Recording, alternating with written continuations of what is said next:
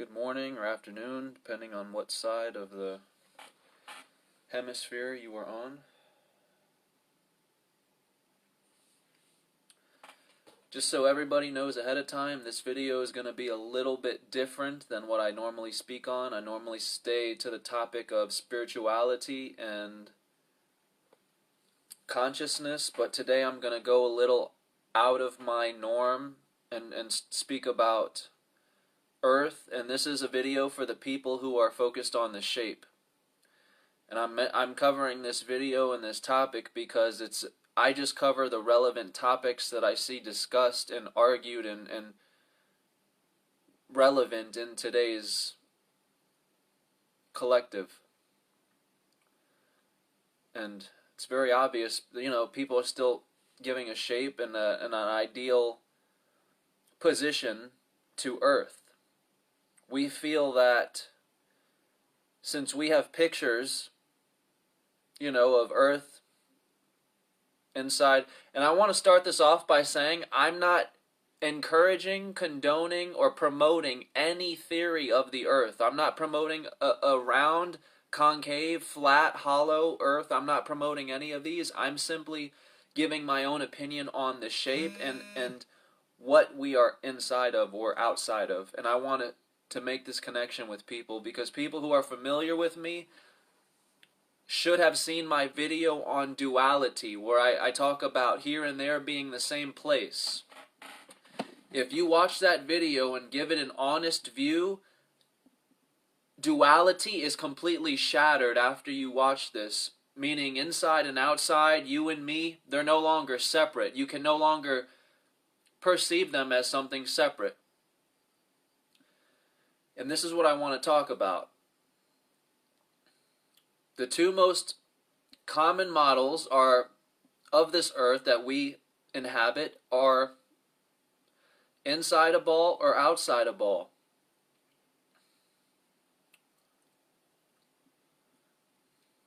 And I would mention the flat model, but the flat model has too many discrepancies which we can rule out.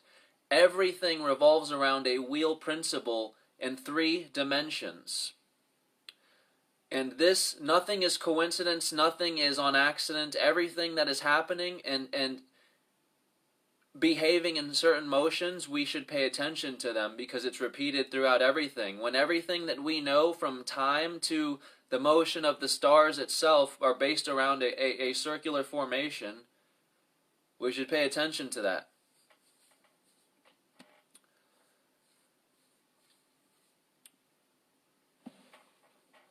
So we assume that since we've seen this ball, the picture of this ball, and behind it is all this black space, we assume that we now know our position in space or have an idea of where we are, which is why we are trying to take pictures and evidence or photographs of where we feel we are. But I've said this in my other videos, and the truth of the matter is, and this is something that governments and TVs cannot broadcast live on your stations because I've said this before. The truth is so massive from what we have been taught that most people would not be able to function and go to work the next morning and simply exist in the ideal sense that we're supposed to be in society. Most people would not be able to handle and cope the strange reality, the strange truth.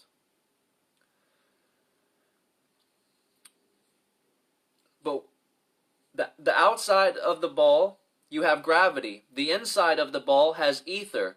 Either force is relevant, either force can be proven, either force works.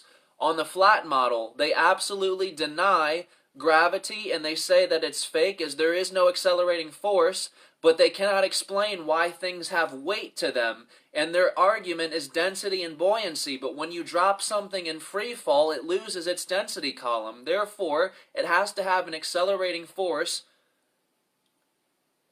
to determine which way it's going to go. And if it's dropping down, the accelerating force is pushing down. So the one thing the flat Earth cannot cover, besides the stars, the motion of the stars, is the gravity. it's very apparent, and it's something that can be proven. This is why when we step on a scale, we have a weight to us, because something is pushing us down on this scale. And as I've said, when you review either model of outside the ball or inside the ball, both can be perfectly explained. And this video is going to be more for the people who are believing we're outside of a ball or inside of a ball. So for those who are familiar with me, about a year and a half ago, 2 years ago, I was promoting the concave model. But since I've had greater awakenings, I've realized that model is not in fact correct. Because as I've said, when you break duality, inside and outside are no longer separate. So what I'm trying to say is if you were inside of this ball, you wouldn't know the difference between if you were outside of it or inside of it, because the inside and outside are one and the same thing. They are the very same thing. And this is something that we are not understanding. We will not be able to tell or prove whether we're inside the ball or outside the ball. And now it's going to get even stranger. Earth is not here or there. Because remember, here or there, inside and outside, are no different than your dual brain. Left hemisphere, right hemisphere. It is an exact mirror to our Earth. Our Earth does not coincidentally have two hemispheres to it on accident. This is not only an intelligent design, but it's flawless. So one will reflect in the other as the other will reflect in the other. So the inside and outside are one and the same thing. This is something Manly P. Hall covered, and this is something that he used a lot of historical references on how they actually used to think that the universe was a greater man, and it never was portrayed or depicted as a ball shooting through space, as a rock. It was supposed to be a perfect mirror image to man himself, and this is where the term as above so below comes from. Because there is a black hole at the center of our universe, and it does not matter whether we are inside the ball or outside the ball. If we are, just to give you a visual, if we are inside the ball here, this is a black hole which everything is coming from, everything is in motion around, and the black hole is the source. As you can see, the point is what everything revolves around. So whether you're inside the ball or outside the ball, it will not make a difference. The point is the source, the point is the black hole. And where you have a black hole, you have to have a white hole. Left hemisphere, right hemisphere. Here, there. We're in a dual state constantly. So, if you guys are familiar with Eric Dollard, he's been called the Nikola Tesla of our modern time today, because he's actually duplicated some of his technology. He has said that he thinks NASA is full of crap as far as nuclear fusion burning in the sun. There is no nuclear fusion burning in the sun, and this can be proven beyond a doubt. When you see sunspots, the black spots, you're seeing through the sun, because the sun and the moon are no different than contact lenses. They're two pair of eyes, the same as yours, as we just talked about, as above, so below. There's two hemispheres to the brain, and there's two orbs in the sky. Your two eyes, two hemispheres. It's you.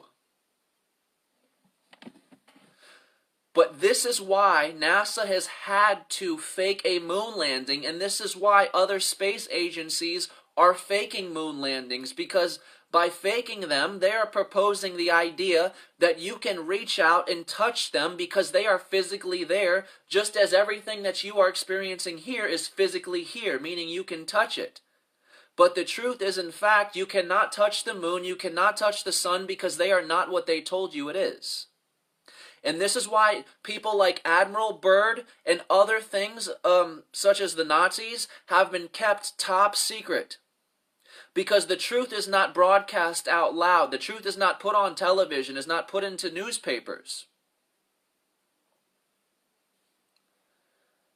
And as I've said, the majority would not want to go to work, would not be able to function in this molded society we have come to know, because they would see overnight that everything that you have learned must be unlearned and reevaluated. You will see.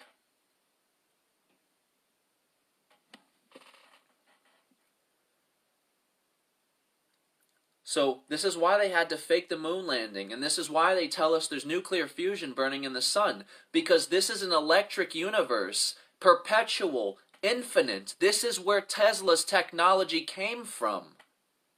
You can harness infinite energy through the very energy of the universe itself. We are not getting this information or this intelligence from ourselves. We're getting it from the very universe which we came from. Electromagnetic technology is us studying our universe and bringing that concept into what we know here and now. A rotary motor. How do you make things rotate? Well, Tesla said he wanted to duplicate the very force that motivated the stars to rotate, and he did that. He took this force that nobody can see, that rotated the stars, and he got it to rotate his motor when everybody doubted him and said he wouldn't be able to do it because it was not possible. But this is why the truth is not broadcast to people, and most people laugh it off because it has not been broadcasted out. But we are paying for our energy. We are paying for infinite resources which are limitless. They're endless. But we're paying for them because we have not been told otherwise. So back to what I was saying here. Women are the stargates from the void, or whatever universe is before this or after this, into this dimension here. Women are the stargates, just as there's a black hole at the center of our universe. Whether you're inside the ball or outside the ball, there's a black hole at the center of every universe. Because everything begins from the point.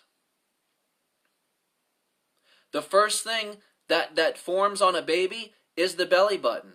The point, the central point, which connects to the placenta and the umbilical cord hooks into it.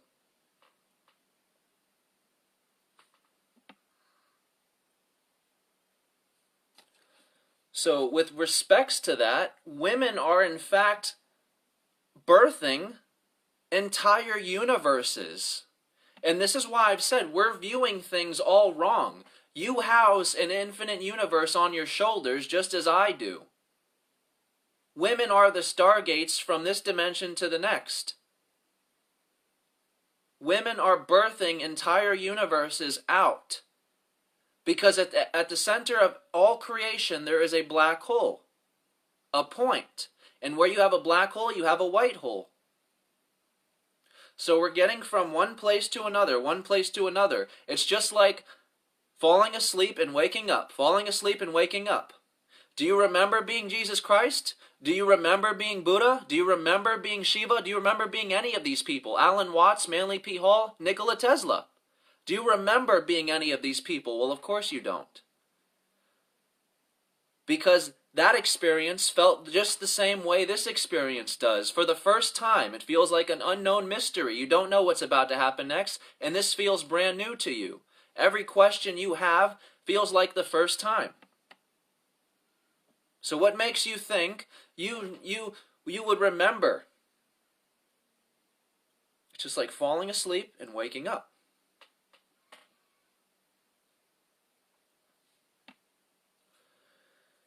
And so, everything we've been told about black holes has been a fabrication and a lie. And there's a very fundamental reason for this, because Admiral Byrd is the smoking gun to all of this. Admiral Byrd entered the black hole at the center of our Earth, or at the center of our universe, however you want to put it, and he went from being surrounded in Antarctica by ice to green trees and skies and a completely different setting. They found the edge to our screen. They found the edge to our TV screen. Think about it. A TV screen has an edge, an end, right? They found the edge to our universe. You ever heard that song, There's a Hole in the Earth? Have you ever heard that song, Black Hole Sun? This is exactly what they're talking about. There is a hole in the earth. There is a black hole at the center of our universe. And from what we've been taught, black holes are dangerous. They destroy life. They're harmful. Not anymore. June 2019. Harvard scientists say radiation from black holes could create life. They went from destroying life to now they're birthing life. They're creating life. Harvard scientists. They're gradually letting people in on the secret. This is just a hint. Not everyone's going to make the connection here. Because as I said, the truth is so massive, they couldn't just tell you overnight. Your earth is not physical. You're not here, you're not there, you're nowhere. You are connected to a network. Your body exists in the mind. You are inside of a game. You are connected to a network. You remove the senses and you remove your player from the game as well as the very game itself, because the inside and outside are the same thing. So, someone who thinks they live outside the ball thinks they're this dot, which we'll reference as the earth. They think they're the earth surrounded by this infinite universe. And I'll show you what that looks like. This is for the people who think they're outside the ball as a globe. This is for these people here. This is the photo from NASA. This is a picture of our entire universe. Every universe, every solar system compiled into one single picture. And I've said this before and I'll say it again. You'll notice something. Look at this picture here and then look at this shape right here. All is one with the little central point, yeah? Now look at NASA's little duplication of this. A circle with the little central void here, a central point. You see? So the people who think they're outside of this ball, they think they're this dot, which is the earth, surrounded by this structure, which we call the infinite universe. And then the people who think they're inside the ball think that they are this. They think they're the outer circle looking in at this. You see the difference now? They think they're outside of it looking in at that dot. So it's either way, it's flipped. But the truth of the matter is, both are correct. You're inside the ball and you're outside the ball. This is why both models work. You will not be able to find a flaw in either one. Excuse me. The only difference is we've been taught only one aspect, one model, which is the outside of the ball. But remember, you have two sides to your brain, so you've only been taught one side of the brain, outside the ball. Everything is dual. You are both inside and outside the ball simultaneously, but you will never perceive it as such because you are split between the two. So that you can experience inside from outside, player from the game.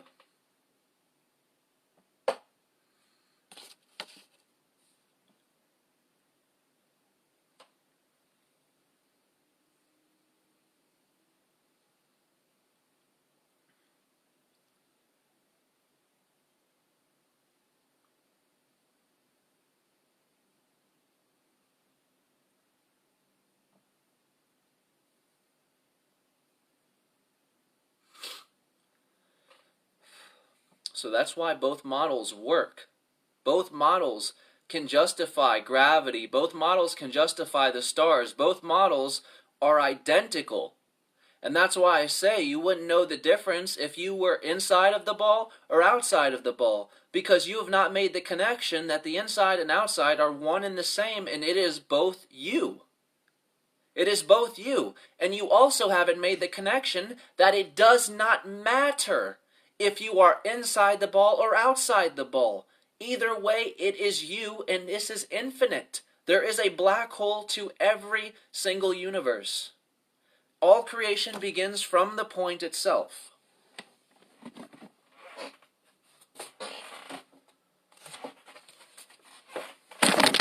Oh, excuse me. I'm going to read this here for you. This is a page from the Rosicrucian book. And the Rosicrucians are just like the Freemasons. So yes, there is great importance to what is said here. You notice the spider web, Tesla, the point, they're all showing the point, right? Because the black hole is what is creating the in and out force. Where you have a black hole, you have a white hole. And as I said, we are a universe in ourselves. We are a mirror to the exterior universe. So where you have a black hole, you have a white hole. Two eyes, sun and moon, two hemispheres, two sides to the brain. We are a field of energy in ourselves simply because we are a mirrored image of the universe. And the universe is a field of energy. Convergent and divergent forces, which means in and out, just like a pair of lungs. In and out. Asleep, awake. Asleep, awake. Asleep, awake. In and out. In and out. And that's why I've said, you wouldn't know the difference if you were inside or outside the universe, just as you wouldn't know the difference if you were alive or dead. And again, I'm going against society's terms here. So yes, to someone in society, if I said you didn't know if you were alive or dead, they would laugh at me because they would feel their pulse and be simple-minded and laugh and say, I'm obviously alive. Think beyond the freaking definition. Think beyond the term. What is the meaning you're giving the word alive and dead? What separates them? What distinguishes them? They come from the same place, which is the mind. So what does that tell you? It is the mind alone that separates them and makes them distinct. So you feel that one is separate from the other, one is different from the other. Just as you think being inside the ball or outside the ball would make any difference or is separate. They're one and the same because you are the very universe which you study outside of yourself. Everything that you are seeing is what's inside of you stretched inside out. Everything that you're seeing is a part of you which you would never be able to see. This is why you cannot see your own face, because it's here.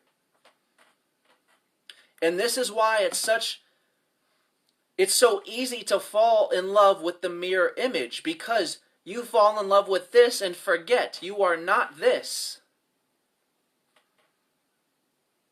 And you're not just this. You're both. You're the player and the game. The designer and the player. You are the black hole and the white hole. You are the asleep and the awake.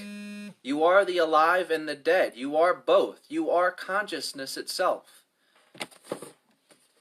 You are here. So like I said, whether you think you're inside the ball or outside the ball, you're here.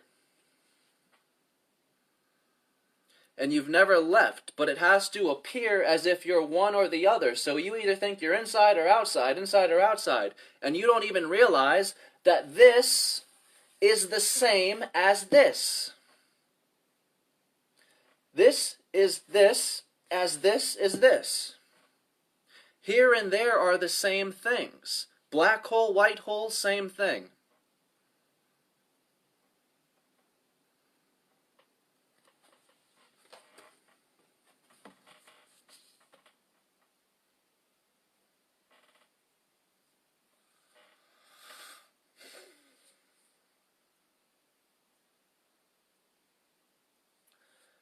There's a very great truth to what the Nazis did. And I'm not talking about the murdering or genociding of anybody. And I'm not saying that that didn't happen. But what I'm saying is that's what was postered all over to hide the fact that they were into some mind-blowing discoveries. They had some technology which had not been seen yet. This is where all of our video games today come from. The whole Nazi zombies from Call of Duty and all this technology that they present in this game is based off of things that have actually happened. But we would not even consider that so because we are too ignorant. And ignorant just means lack of knowledge. We have not been properly taught. We're taught to laugh at movies, laugh at games, laugh at all of it because it's meaningless. But what they're not telling you is these ideas are coming from things that have happened. It's not as berserk as it seems. It's just like with the pyramids. Some people are still beating themselves to death trying to figure out how they got the pyramids up. How? And they created these pulley systems and they pulled these stones, or they had UFOs come and lift them up, or this or that. They levitated them. We're inside of a magnetic field. The magnetic field is pushing us down. Whether you're inside the ball or outside the ball, we are being pushed down or inside. You're either being pushed inside the ball or down to the ball. So either way, you're being pushed by something, which is the magnetic field. So if you can interrupt the magnetic field and create a greater one, you would thus levitate above the force pushing you down. In other words, something that has weight would now be weightless because it is no longer being pushed down or affected by the magnetic field, which is damn strong. You create a greater resonance and it will literally levitate because it will be weightless. We only have weight because of the force pushing us down, gravity acting upon us constantly.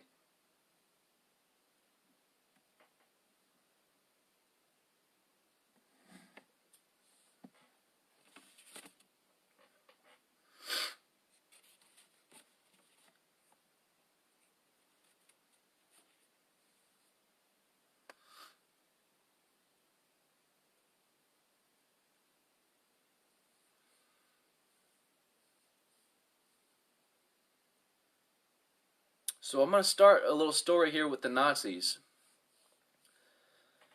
And this is another movie. They made this into a movie too, just again, for entertainment purposes only. Do not look any further, right? The Battle of Los Angeles with Dwayne "The Rock" Johnson. Battle of Los Angeles. They made this into a movie about aliens and foreign beings. But what they won't tell you is the Battle of Los Angeles was in fact the Nazis. 3 months after the United States invaded Germany to enter into World War II for the second time, 3 months after, in Los Angeles at night, there was reported hovercrafts or lights in the skies that were absolutely terrifying people. So they brought in military. The city got blacked out for whatever reason. The city was blacked out. They brought in military, they brought in floodlights, and they had all these lights pointing at the skies trying to figure out what on earth is going on. Because never had they seen anything like this. And it's because the Nazis harnessed an energy which is very apparent and very existent. As I said, Tesla wanted to get the force that drove our stars into his machinery, which he did. So it is very possible.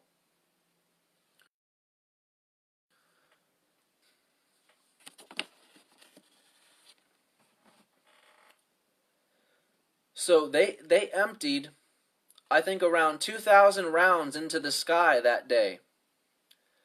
And it was called the Battle of Los Angeles because they thought they were under attack. They thought this was a war.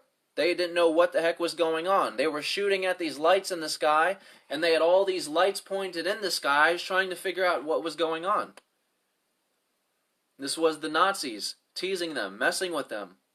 And then, 1944, they released a map of their inner Earth, an actual map, with directions on how to enter, coordinates, directions, instructions. And then, a few months after this, top secret Admiral Byrd goes on Operation Deep Freeze and Operation Fishbowl to the North Pole and the South Pole, because they knew that the Nazis were into something that was beyond their comprehension. Not only did they have technology beyond anyone's comprehension at the time, but these people just had evidence leaked of a map of inner Earth from Germany. So this is when we decided we had to figure out what the hell was going on. We realized we were behind for the first time, because America's always dominated. UK, America.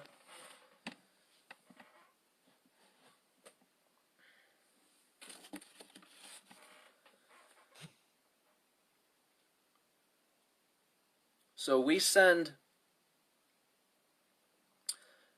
heavy military presence. I forget exactly how much, but we sent carrier ships, we sent aircrafts, we sent all type of ships down there. And at the time, they were telling their people, their own people, that this is just a scientific experiment and we're just going there to discover some new things or test, equipment out in the ocean or in the cold terrain or whatever. Absolute crap. And again, because they couldn't tell you why. They were looking for the end of our screen, the end of our game, if you will. A way to leave this world behind. You can think of it in any different way you want. They found the wormhole. They found the black hole they were looking for. There's the map to the inner Earth, if you haven't seen it yet. And this is the black sun, which is from the Nazis. And if you notice, it has that circular image with that central circle, because this is the black hole. And this is why they made this their logo, because they knew what lied at the center. And there's your wormhole.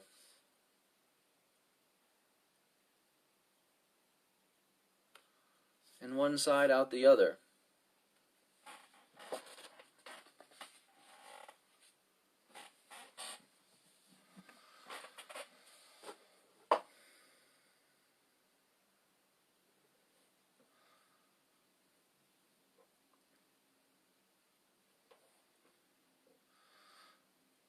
And Admiral Byrd is probably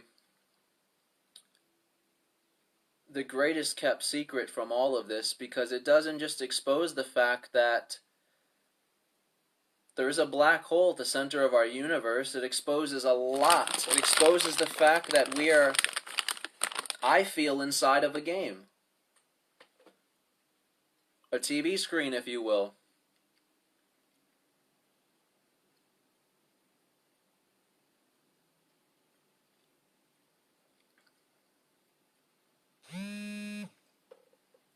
For Admiral Byrd to be one place in the snow, and then in a split second be shifted to another place where there's a field of grass and a sunny sky, that's a red flag. That would be considered as what some people call time travel.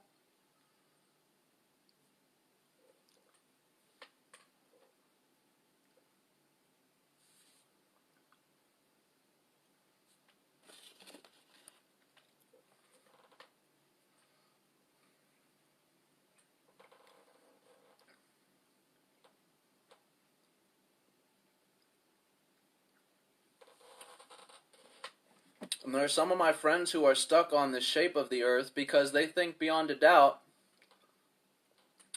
it has to have a shape to it, because all flights, all pilots have to use the same maps, the same coordinates, the same everything to get from point A to point B. Therefore, they all have to be working in sync with the same shape or the same, path. And this is why I say, if you're inside of the ball, you wouldn't know the damn difference. If you're outside the ball, you wouldn't know the damn difference. You're going to feel as if you're either inside or outside of it, because the truth of the matter is you're not either one.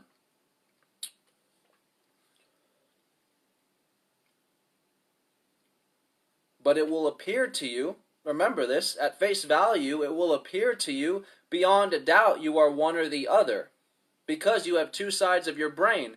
And this is the human's greatest error, is you put one hemisphere against the other, against the other, against the other. Science, religion, science, religion, science, religion. Which one is right? You're playing the hemispheres against each other and not joining them together. That's the whole purpose of the Kundalini. The Kundalini, where the two snakes are intercrossing, crossing, and then they join together as one. That is your dual brain coming together as one. Unity. So you no longer see between you and me through this dual sense of filtered. You no longer see through the idea of separation, the duality. And although things may appear separate, things may appear distinct, I am here, you're there, you're you, I am me, that is at the surface level. Beyond. Because the body dies, the body decays, the body rots. So we want to know what we are, who we are, where we are. Well, that's the trick. Beyond the surface, you are not there and I am not here. You are not you and I am not me. We are one. Here and there are not separate. You and me are not separate. Inside and outside is not separate. Alive and dead is not separate.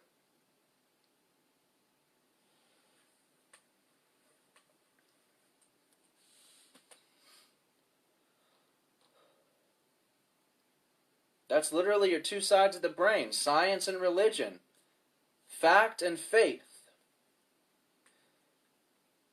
And you're constantly trying to battle which one is right, which one came first, which one can prove more. They're both the same thing. If you take the left path, it leads to the right. You take the right path, it leads to the left. Because eventually you will hopefully make the connection, the Kundalini, crossing, crossing, crossing to become one. I've made a status about this. This is why I feel we bring our hands together. You are uniting both hemispheres into the singular point. You bring your hands down at your central, your median. You're balancing yourself. You're centering yourself. This is a reminder of duality being an illusion. You appear as two because you are dual in this state. But beyond this state, when my body ceased to move, because everything is in motion, this was not what I will be.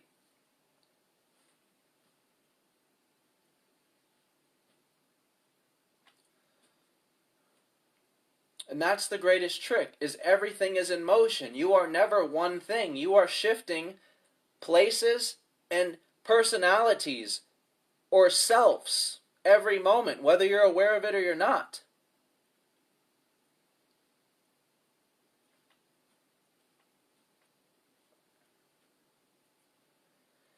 And that's what psychedelics or DMT will do for you, is it will expose to you that nothing is permanently one forever. All is one, yet never appearing as one thing. So you will never be one thing forever. Eternity. You are eternity, but you will never have to face eternity. Unless you put yourself there in a psychedelic trip. You will never have to experience eternity. You will always appear separate from. You will always appear as one thing, but never remain as one. That is infinity. Forever.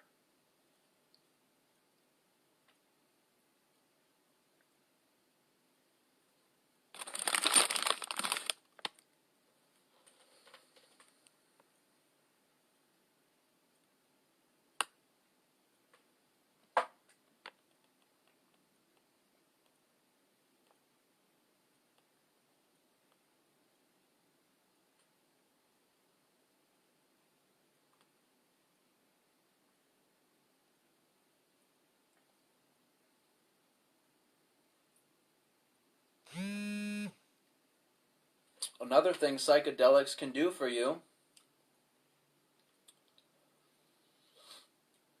is show you that there is life after what we call death. Because what you call death is just a definition, or let's break it down. What we know as death, as the human definition, is the end of what you are. So, that doesn't just have to mean physically. I can think of myself as just a human being, and I can have the death of that idea happen within me, which is what I would call a shift, an ascension.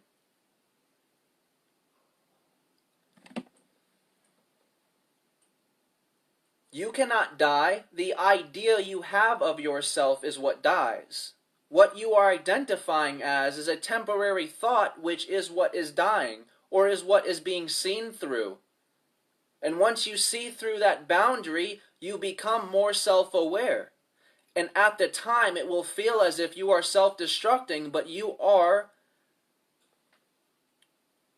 the phoenix, bursting into flames and destroying yourself to rebuild yourself through the very same ashes.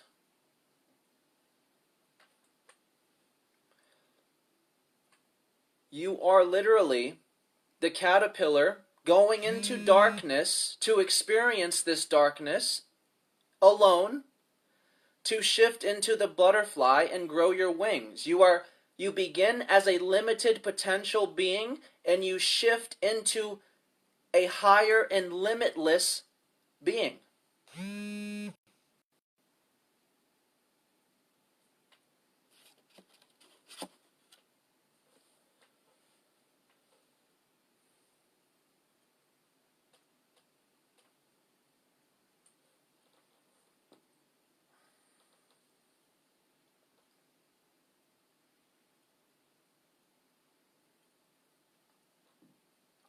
So my first psychedelic trip, I was Tyler trying to find God.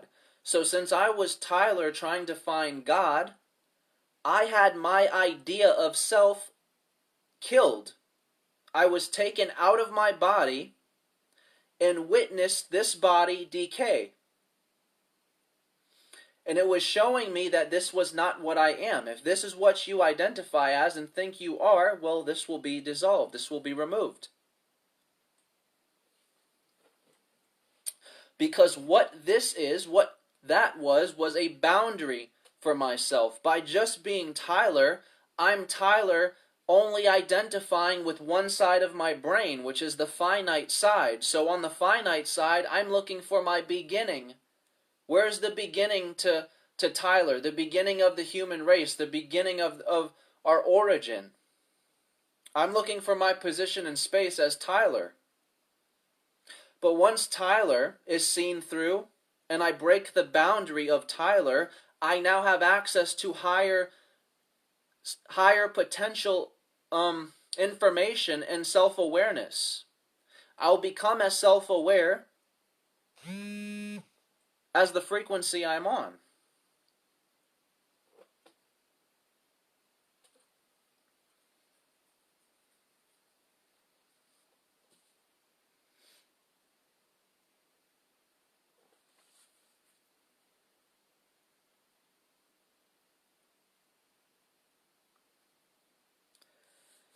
And then once you go further, you'll see that if I'm not Tyler, then I'm a spirit.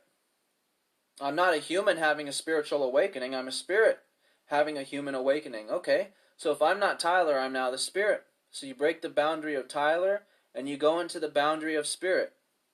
And you will only become as self-aware as that boundary, as far as that boundary is stretched. So if something doesn't correlate or become in sync with your boundary of being a spirit, it will be ruled out by you. It will not resonate with you. You will call it false. You may just not want to hear it at all, but it will not resonate with you because it does not exist in your boundary of self-awareness. But then you break that boundary of self-awareness, and you'd realize I'm not Tyler, and I'm not this spirit. So then you want to say, okay, well, I'm not this, I'm not that. You give the other name, the highest name you can think of. Then I'm God. And it's the very same thing. You will keep going. Okay, I'm not this, I'm not that, I am this. And you will only become as self-aware as the boundary which you have given yourself. So the key into infinity, the key into mastering the third eye, is realizing all is one, never appearing as one. So therefore, what you are does not have an identity. Because all is one, all is everything and nothing. So everything and nothing is one thing, which means nothing is separate. Because everything is already nothing. Nothing is separate. There is nothing to experience. So what we are beyond the face value of our dream or our illusion we're in here cannot be destroyed, cannot be harmed, cannot be touched, cannot ever be affected.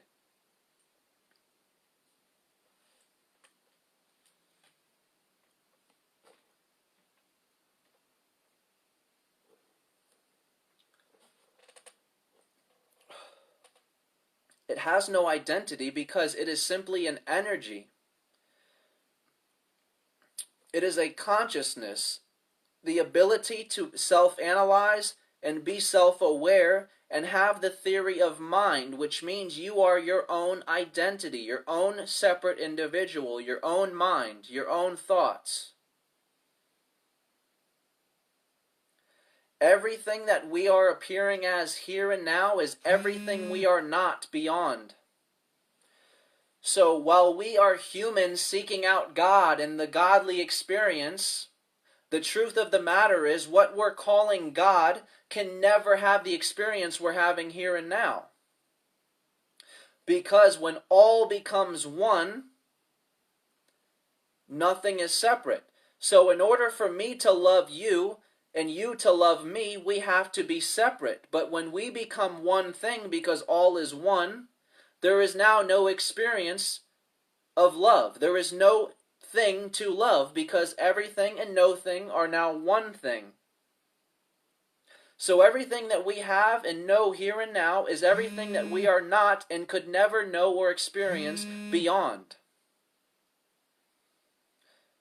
So some people say, I've opened my third eye, now what do I do with myself? What do I do? I'm driving myself mad with all this power. Well, utilize the power. Realize this, all of us have a unique idea of what God is. And I'm just using the word God because it's the most common term for the all, the infinite, the supreme. All of us have an individual idea of what God should be, could do, might do. Opening your third eye is realizing now that you are not waiting for someone to save you. You are the very Savior you've been waiting for. But it would never have come for you because you were not identifying as it.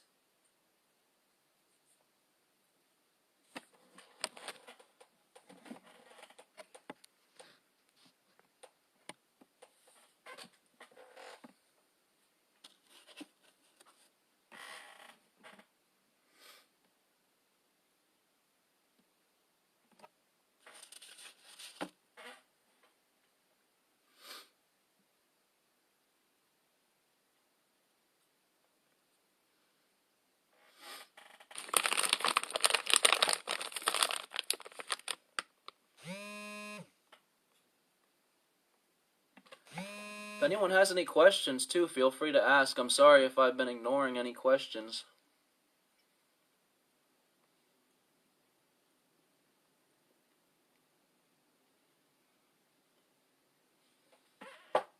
So what you do when you open your third eye and you realize, okay, nothing's coming to save me, nothing's coming to fix my problems, nothing's coming to answer my prayers, I must do so. Once you've opened your third eye, now is your chance. You realize nothing has changed from before you thinking something was saving you, and now You are the Savior. Nothing has changed other than you either want to live or you don't. And if you do, then it's simple. You take the idea that you once had of this godly image and you manifest it into existence through you, because you are the very answer. You are the very Savior for yourself. But you can reflect that into others by being this one, this Savior for yourself and others. Once you reach a higher frequency, you will attract others to want to vibrate at the same frequency. You will enlighten others to want to seek enlightenment or become more self-aware.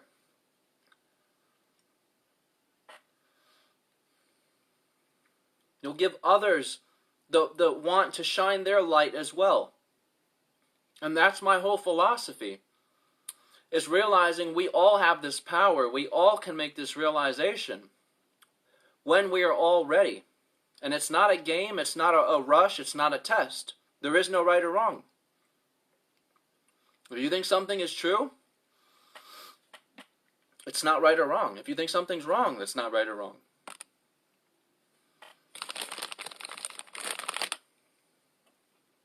Because we all are our own individual universe.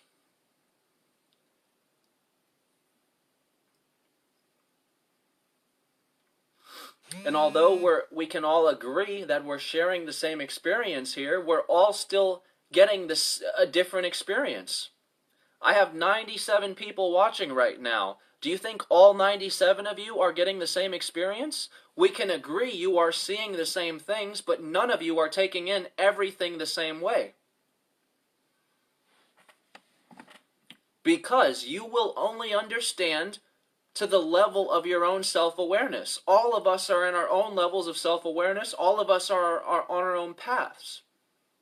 So all of us may collectively be seeing the same thing, but you're mistaken if you think we're all experiencing the same thing. For instance,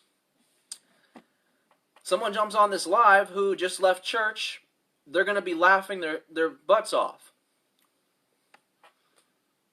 I'm far out of their frequency for them to understand. I'm way beyond their frequency for them to understand. At face value, it would be a joke. It would be laughable. And I'm aware of that.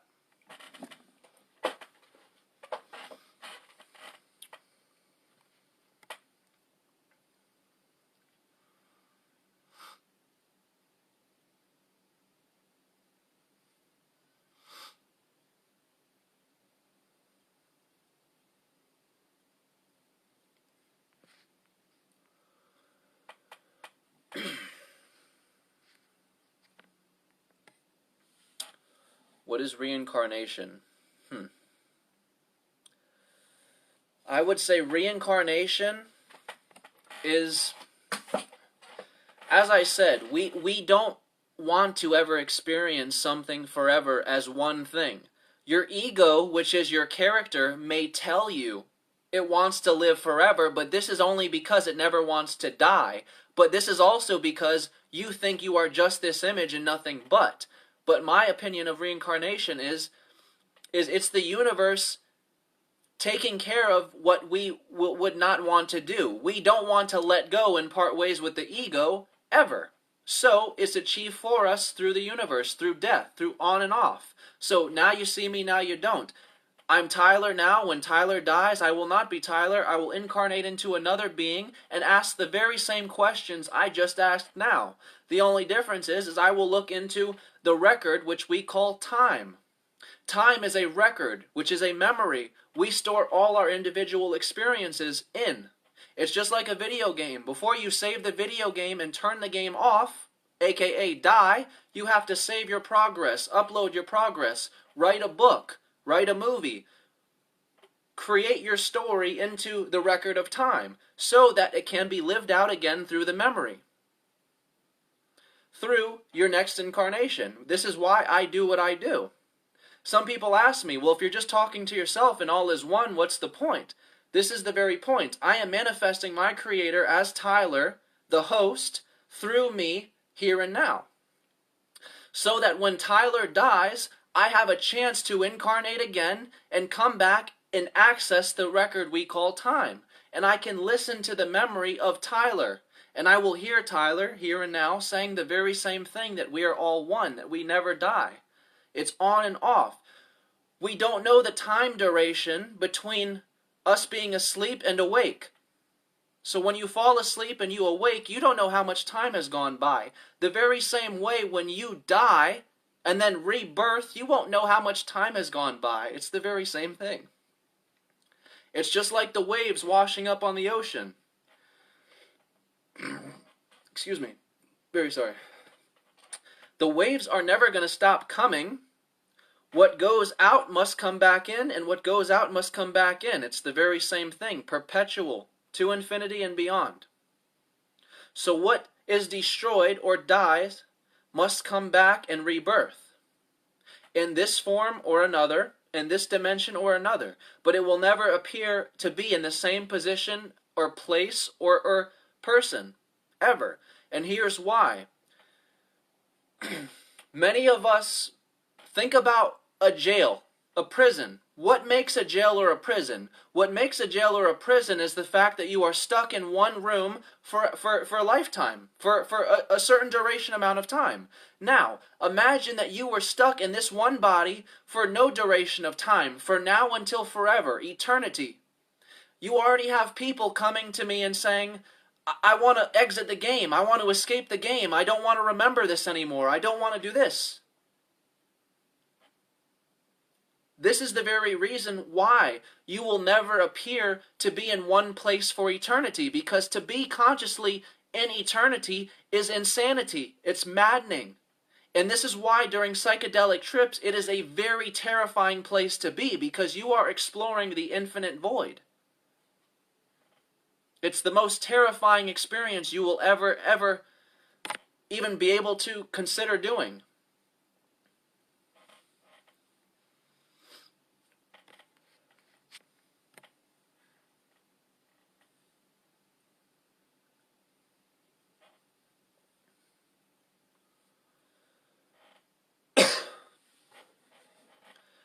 Death was absolutely what led me into psychedelics, because I was absolutely terrified of death and I had no way to explain it, no way to understand it. And now I have the greatest understanding of life and death that I could ever imagine. And it's just as simple as that. Like, dying is just as simple as falling asleep. You will not know the time duration between you asleep and awakening. Just as you won't know the duration between you birthing and dying. Or I'm sorry, dying and then rebirthing.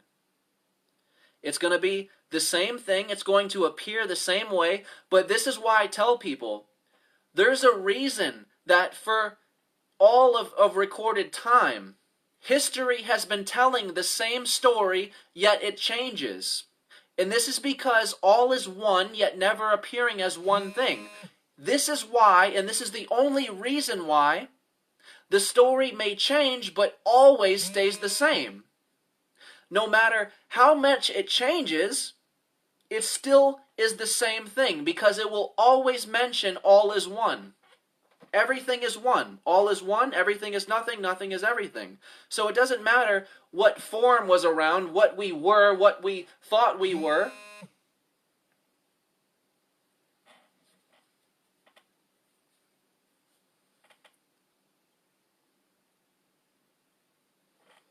All is now, which is no time at all. And I've said this before, and I'll say it again. Time does not exist. We have this position in space where we think we're inside a ball or outside of a ball, or we know where we're at on our Earth. So we think we know the direction we're going in. So we think we're living in a linear motion from start to finish. Therefore, we're living in a forward motion. Time is going forward. But the truth of the matter is, and just as I previously stated in the video, you wouldn't know the difference between here or there, alive or dead. So it's the very same thing. You wouldn't know the difference.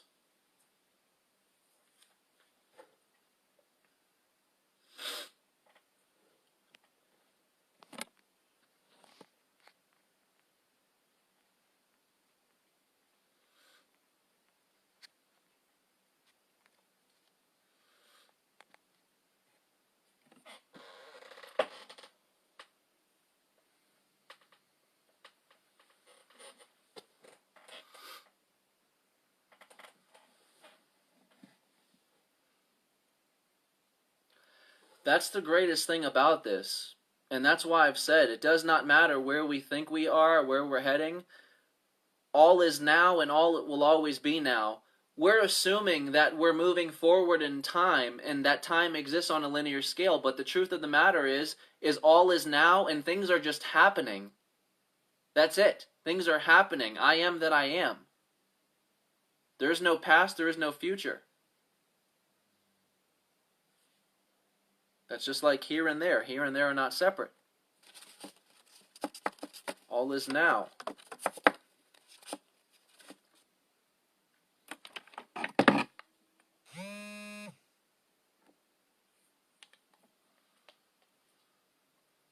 So as I've said, if we were living, we could be living backwards for all you know. This is the funniest part about it. Most people assume that time is rolling forward and everything's happening forward, but the truth of the matter is, we could be on rewind right now. I could be speaking backwards, but making sense to you. We could be living backwards, living in reverse, rewind, but the truth of the matter is, we wouldn't know the difference if we were living in forward motion or backward motion, because the truth is we're not moving in either direction at all. We're right here in the center the whole time, appearing as if we're going either one way or the other, because we have two sides to the brain and we're split. So you can either go this path or that path, but the truth is they're both one and the same. They lead to the very same place.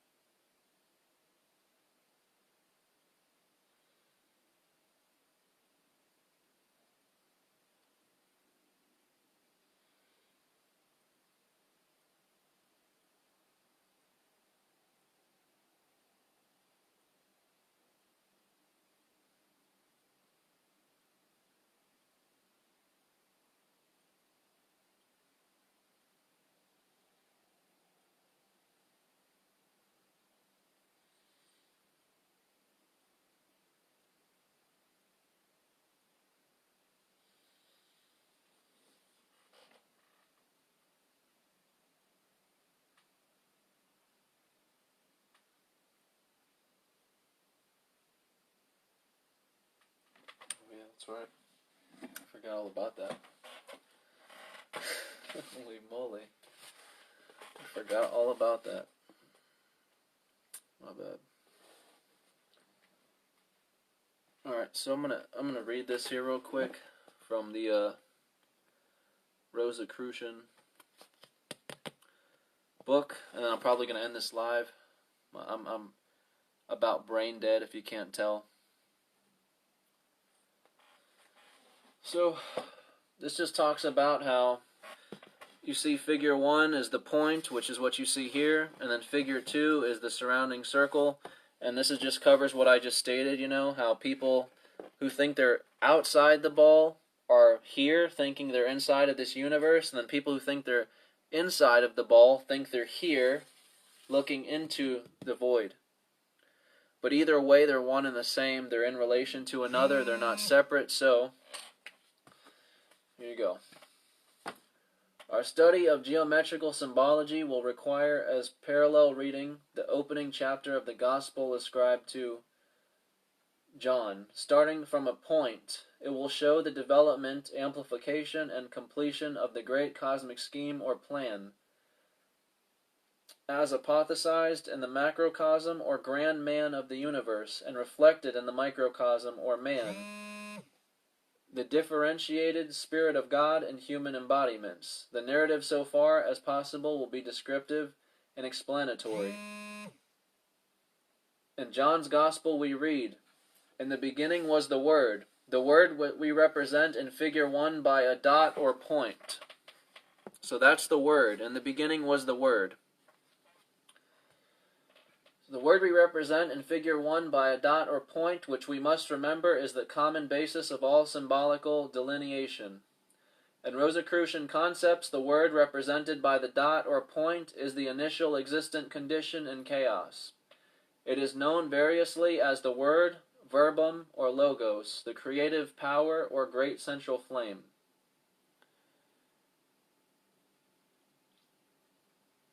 As the absolute, it is the source of heat, light, sound, power, and force.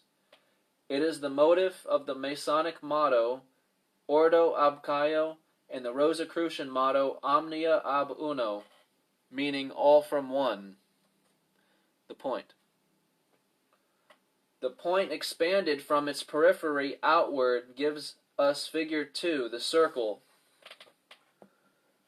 expanded outward from the point. Gives us the circle, considered as a sphere, not as a flat plane. So I'll say that again. Considered as a sphere, not as a flat plane. Symbolically, it indicates totality, eternity, completion, and comprehension.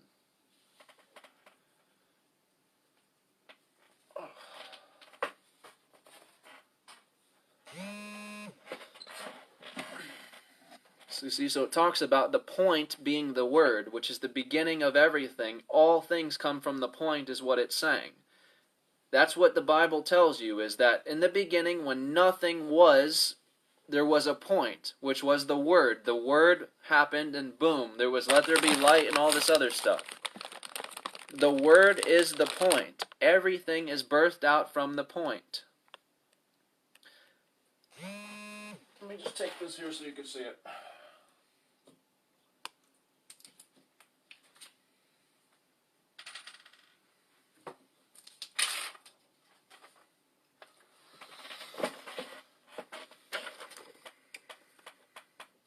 Everything begins from the point. The womb, because she's the stargate to the earth. And here you have the the inside visualization of what it looks like inside of an earth with the universe at the center. And then you can obviously picture what the outside of the model is, which is what we all know. Inside and outside are one and the same. They're not separate. You wouldn't know the difference.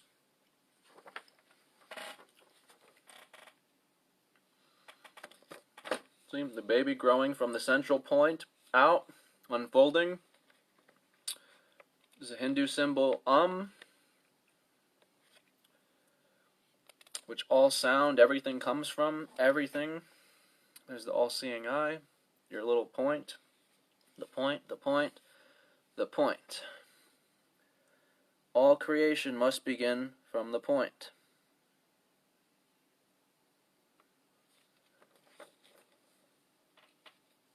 And you see the point, the belly button. And you notice how man fits inside of the circle. Beginning from the point, man fits perfectly inside of the circle, which is what the Vitruvian man represents. The Vitruvian man was the circle, and then the square was female.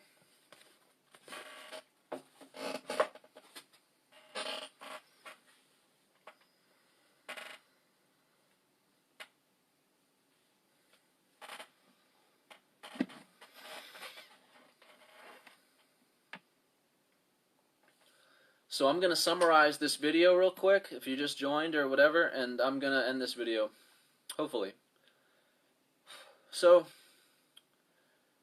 basically, the point of this video, in a nutshell, in like 1 or 2 minutes, is the Earth is not a physical place. You are connected to a network.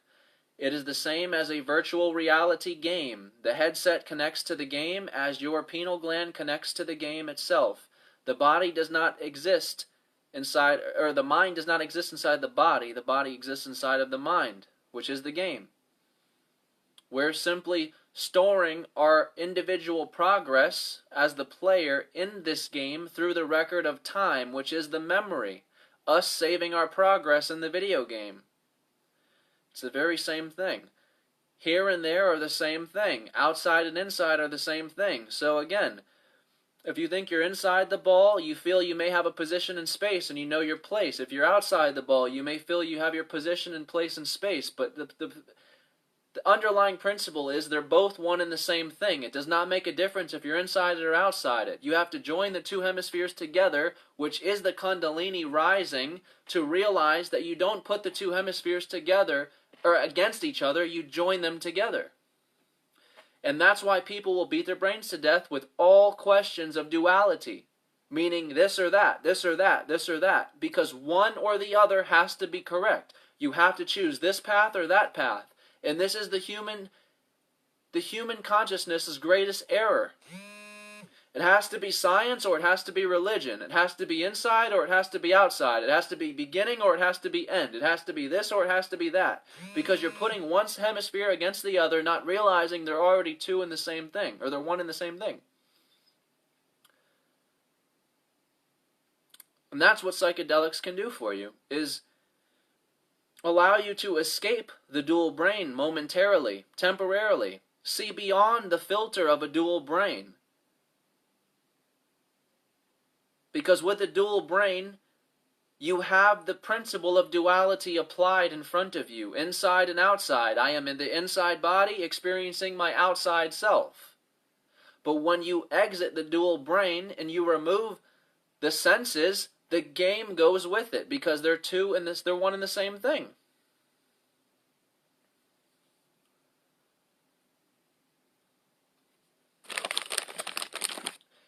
It's the same thing in the Matrix when, he says, the pill you took was a part of a trace program and this and that, and he's telling Neo, and Neo says, what the hell does that mean? And Cypher says, it means buckle up, because Kansas is going bye-bye. Once you start opening your third eye, everything that you once knew begins to fade into a curtain or an illusion, because you're slowly pulling back the layers to your own illusion, which has kept you from becoming more self-aware. I like to call it hitting your boundary. When you start hitting the curtains and peeling them back, you're hitting your boundary. And this is the idea or function of a guru. The guru is supposed to be that person that shows you the mirrors which you refuse to look at. So instead of you having to peel back your own layers, the guru will do it for you. And not in a gentle way. They're going to stir up your madness. They're going to stir up your pursuit. They're going to stir up everything you think you are. So you can be left scrambling for that, just to realize it doesn't exist. But you will drive yourself mad searching for it until you finally realize it does not exist.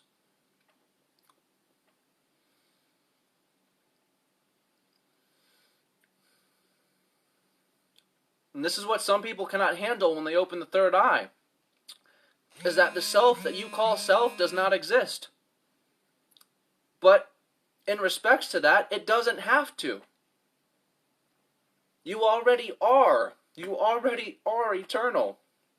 This is just one host, one phase, one incarnation. You can run, you can prolong, you can avoid, but you can't hide from yourself.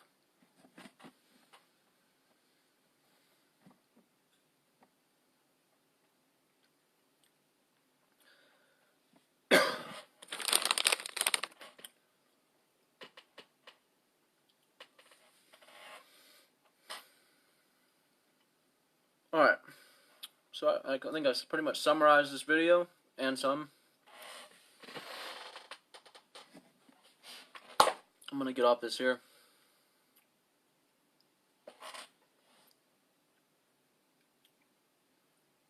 Thank you, everybody who joined me this afternoon. If anyone has any ideas, any feedback, any criticism,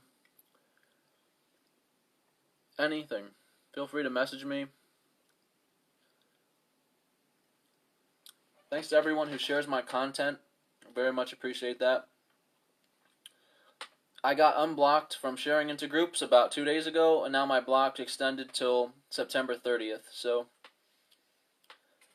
it's never ending. But for everyone who does help me share and share into groups, I very much am thankful for that.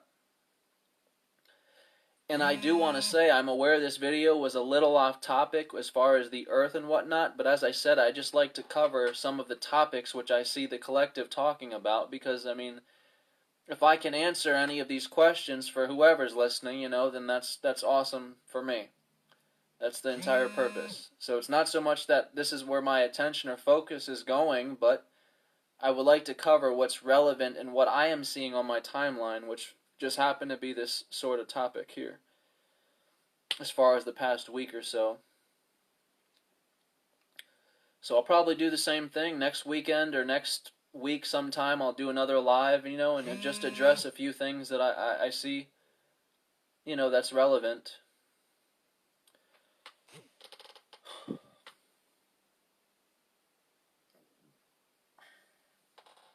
Have a good conscious weekend.